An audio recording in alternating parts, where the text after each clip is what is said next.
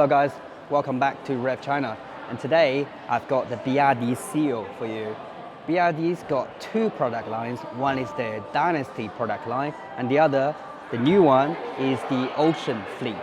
Now previously I've introduced the BYD Han to you. So it's more of a business, formal, executive limousine. It's good looking, there's a lot of good looking points to it. For example, the Chinese knot tail light, but it's definitely not flamboyant. It's for a more mature and older kind of customer base. And the Ocean Fleet, they would like to appeal to a more younger audience, a younger generation. So one of the signature products here is the Seal that I've got. It's definitely more aggressive, more streamlined. Before we continue, if you like our videos, please click the like button and subscribe. It's going to greatly help our channel and we can bring you more and better videos like this. This car starts from 210,000 RMB all the way to 290,000 RMB, and it has two battery packs, one 60 kilowatts, one 82 kilowatts. Today the car we have here is the 700 kilometer range version with the 82 kilowatt battery pack, and it costs about 260,000 RMB. Let's have a look at the exterior. It's got the signature BYD's dragon face as well, but it's got a bigger eye, a heavier kind of an eyeliner for you. And then down below you have a design, and they call it the Seal's whisker, or kind of representing the waves on the sea. And below that you have a front black splitter, and there are a couple of creases on the bonnet as well, so the car looks a bit more aggressive. And on the side you have 90-inch alloy wheels as standard. You have a waistline going from all the way from the back to the front bonnet. Because this car is designed as an electric car only, not like the BYD Han, which has a hybrid version as well, there is no engine at the front, so they can design the car as long as possible. This car is only 4.8 meters long, but the wheelbase is 2.9 meters, almost as long as the Han. At the back here, you have these line of through tail lights. It looks like the flippers of the Seal, almost like paddles on a canoe. And then down here you have a black diffuser as well. And now the boot, the opening to the boot is over here, and it opens automatically. The opening is quite wide and it goes in really deep. There is not much of a lift here as well. Underneath here, there is actually a fourth floor. I guess you can put your charging cables in here or whatever you want to actually hide from your wife. It's got the same popping out handles like the BYD Han. Now let's get inside and see what the inside it looks like. This car has got BYD's cell-to-body technology, which means all the battery, instead of below the suspension, it is actually part of the suspension. So unlike normal electric cars, you sit quite high because the battery eats into the suspension. This car, you sit like a proper sport car. You sit really low, and these seats are really comfortable, and you get a lot of side support as well, and then support on the side of your body and your shoulder as well.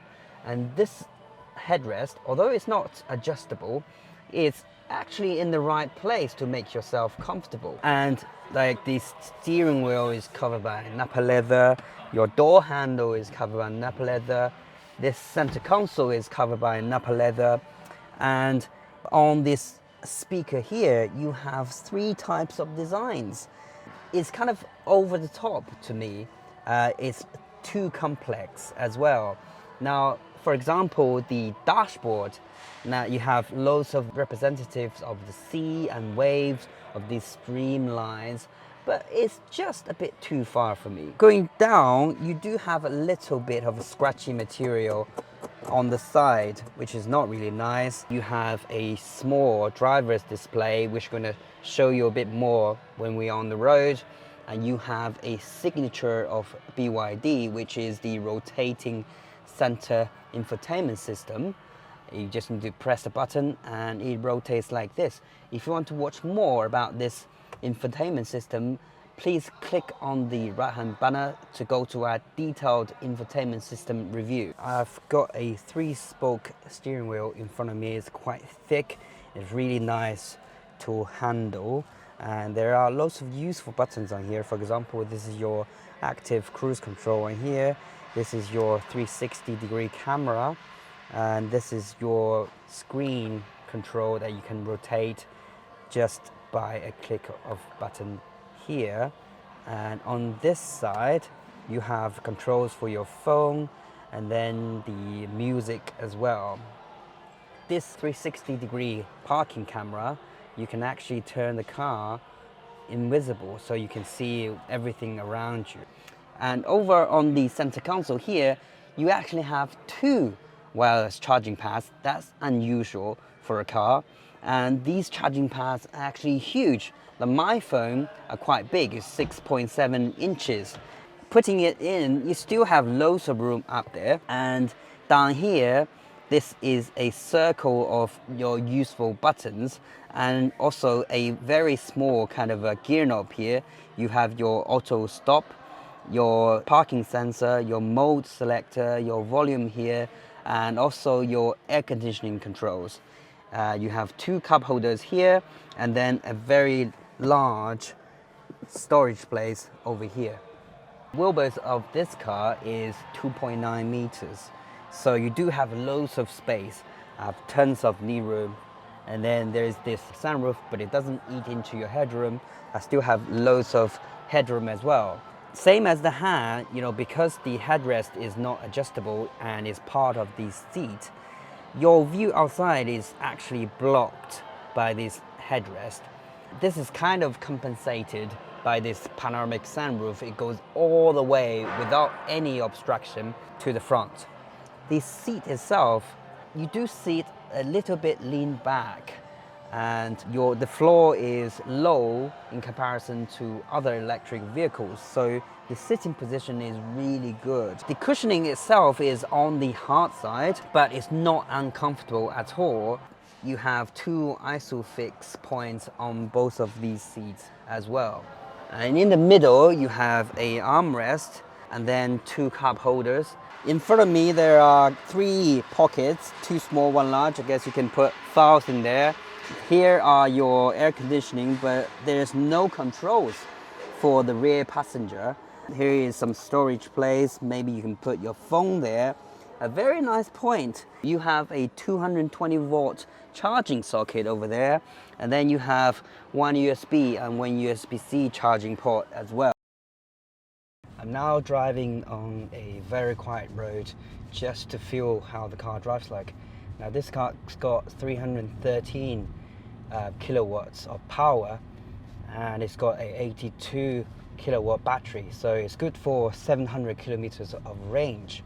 It has a claimed 0 to 100 speed of 5.9 seconds. And thanks to the cell to body, or what they call C2B technology, you can really feel that you sit quite low in comparison to some other electric cars, and this car does feel really sporty. Slope of the bonnet helps the vision outside as well, so you can see loads of ground. You can't really see the bonnet at all sitting in here. I've got a lot of lumbar support as well. BYD cars currently in the Ocean fleet has got these smart suspension, and it adjusts the suspension according to the road condition, so to make your journey a lot more comfortable. I'm currently in the normal mode. I think this is really nice, and the noise control in this cabin is really good as well. You can't really hear much going on apart from the bit of tire noise in here. Acceleration of this car is not really like a electric car. It feels more like a petrol car. It's very linear. It doesn't react instant, but it gives you power gradually. And the brake as well is kind of soft at the beginning, and then it grows and grows. When you're on a twisty bit of road, The suspension is really firm, that keeps you firmly on the ground. You don't feel any body roll at all. I'm now in the sport mode. I don't really feel the suspension gets any harder because it's already hard enough. A kind of a rough road, so you can feel, the car's a bit shaky.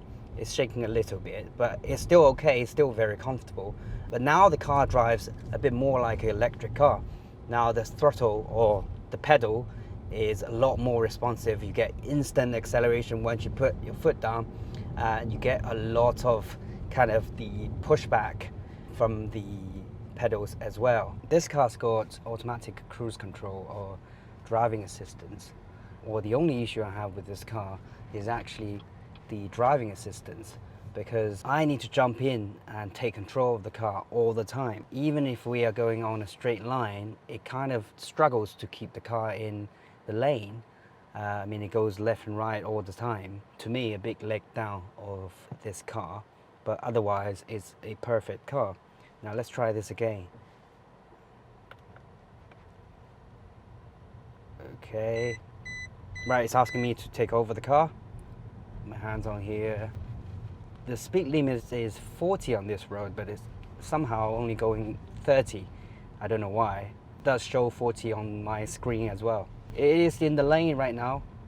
It wasn't stopping, so I had to put my foot on the brake to stop the car myself. Support and headrest is in the right position, right? The sitting position is really comfortable, and you have hugging stuff on the sides of your waist, so there's a lot of support. If you like to drive aggressively, it's okay.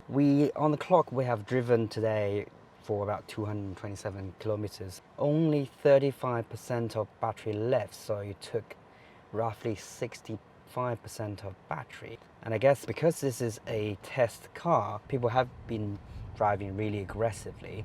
It means this car's only got a little bit more than 300 kilometers of range if you drive aggressively, launch all the time. Overall, I think this is a really good looking car. It sits really low, it's really streamlined and aggressive. But I think BYD might have tried a little bit too hard on the design.